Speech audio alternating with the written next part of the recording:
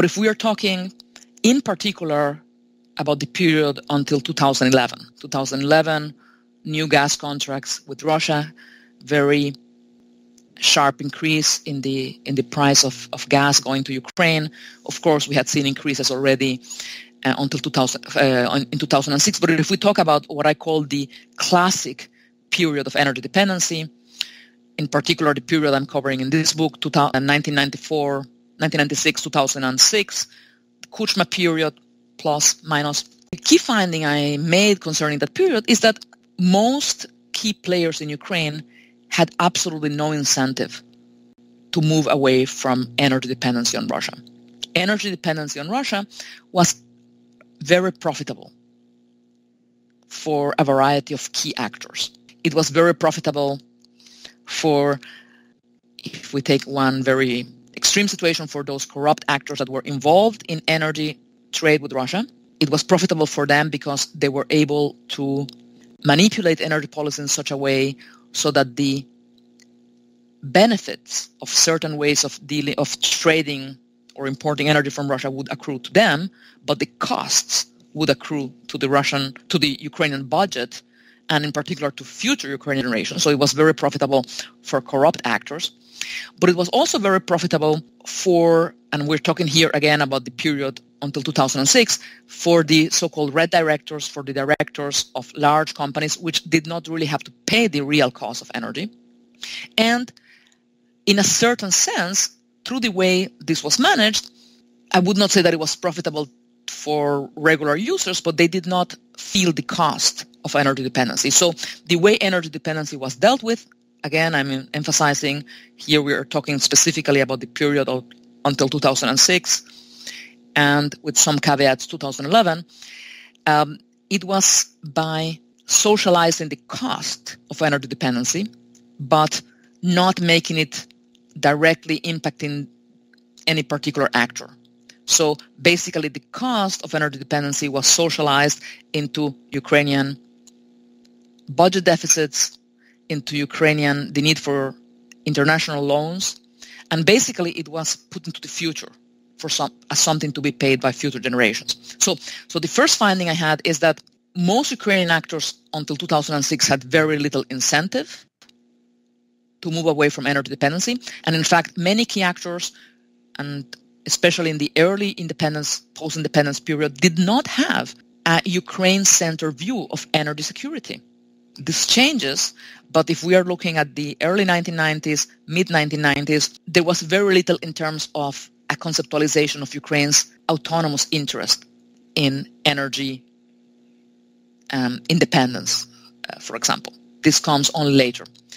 A second key finding, and this is going to take me perhaps a little bit later into the 1990s and 2000s, is that as more and more actors within Ukraine start to become concerned about possible increases in natural gas prices, oil prices, and as this becomes more of a political issue,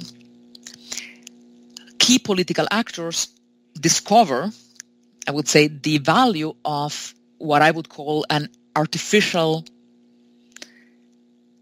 securitization of energy issues. That is, talking about the danger of energy dependency, using energy dependency either existing or the fear of increased dependency as a key word in relations with domestic constituencies, but also with international actors like the European Union, the IMF, the World Bank.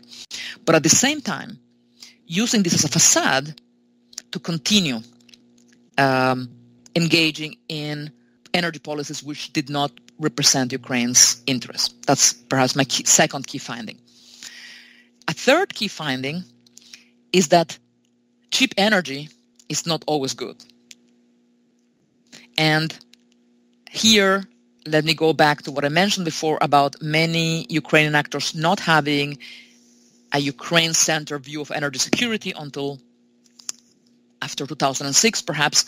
And many actors were focused on cheap energy. But cheap energy had a huge set of repercussions on the Ukrainian energy economy, on the Ukrainian economy in general, and on Ukrainian domestic and foreign policies. So, for example, if we talk about cheap energy, this means the emphasis on certain types of contractual relationships with Russia, which would allow, let's say, the import price of natural gas to remain low. For many years, it was $50 per 1,000 cubic meters, a set of arrangements that would allow residential prices to remain very low. But we're also talking about a situation where oil and natural gas produced in Ukraine and also coal produced in Ukraine was sold to different economic actors within Ukraine at a very low price. So all of these things, which now I'm putting under the umbrella of low energy prices, created a situation where there was little incentive to move to more efficient energy use. There was little incentive to produce natural gas and oil within Ukraine, and also created a system where a number of economic actors could avoid the payment of taxes. So at the level of the energy industry, cheap prices kept Ukraine away from the need to modernize its economy and rewarded certain actors which avoided the payment of taxes through this. At the same time, quote-unquote cheap energy prices perpetuated a certain system of energy relations with Russia and kept Ukraine from really assessing the real cost of this energy dependency, because no actor in Ukraine had to directly pay the cost of this dependency.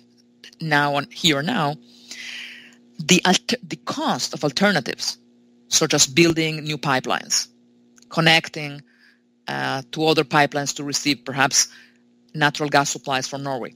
The cost of those infrastructure projects compared to the cost of importing from Russia at those prices seemed impossible to afford, and locked Ukraine for many years into a certain pattern that really kept Ukraine from modernizing its economy, kept Ukraine from really looking at a broader set of energy options. So that's, I think, my fourth key finding.